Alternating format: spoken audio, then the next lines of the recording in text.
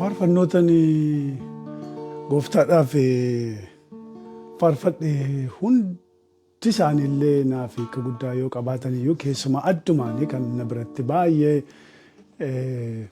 iddoo guddaa qabanii faarfannaa isaa Masiisa jiraata ilma Waaqayyooti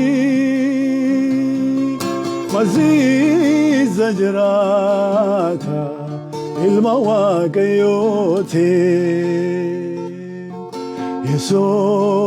Yesuusin maal jettanii waamtanii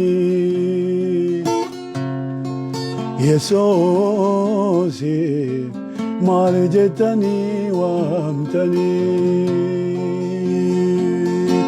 Masiisa jiraata ilma Waaqayyooti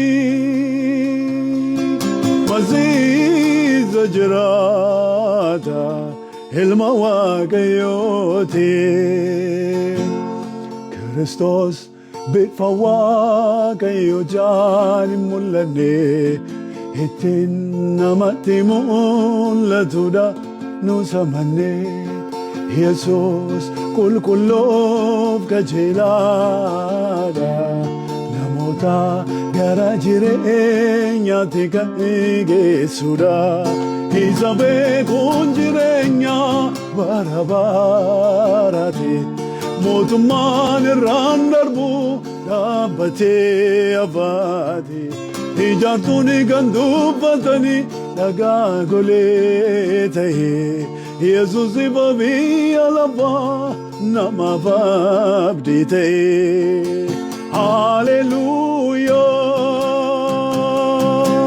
Hallelujah Hallelujah Hallelujah Hallelujah Hallelujah,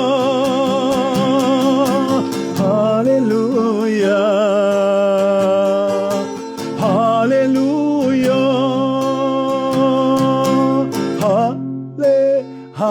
Hallelujah. Argite Yesuusin beekuun beekumsa hundumaarra isa hangafudha. Akaakuu beekumsaa hedduutu addunyaa keenya kanarra jira. Inni kun garuu beekumsa isa jireenya namaa kennudha. Beekumsa isuma mataa isaatti immoo jireenya jedhamee waamameef beekamedha. Yesuusin beekuun ilma kee Yesuus Kiristoos isatti gara biyya lafaatti ergite.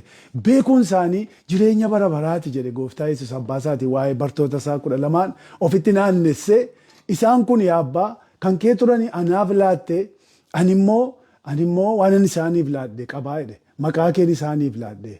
Isatti ergite anaan ergite miti ati anaan ergite anaan gara biyya lafaatti ergite na simataniiru isaan kuni biyya lafaa nan simanne isaan kun na simataniiru na beekaniiru kanaafoo ana beekuun isaanii jireenya bara baraa ta'e kanaaf Yesuus Kiristoos kun barannee kan isa finnu miti Yesuusin beekuun jireenya bara baraati Yesuusin bifa kanaan faarfachuun koo baay'ee na gammachiisa faarfannaan kun jireenya koo keessatti hiika guddaa qaba gaafan faarfannaa kana faarfadhu humnan takka argadhe hin beeknin horadha iccitiin humna horataa deemuu keenya iccitiin humna hafuuraa humna isa kafooniillee qabaachuu keenya Yesuusin beekuu dhiisuu irratti hundaa'aati Yesuusin faarfannaa nu beeksisu faarfannuun achumaan naamsa kooti. Maali ana lafa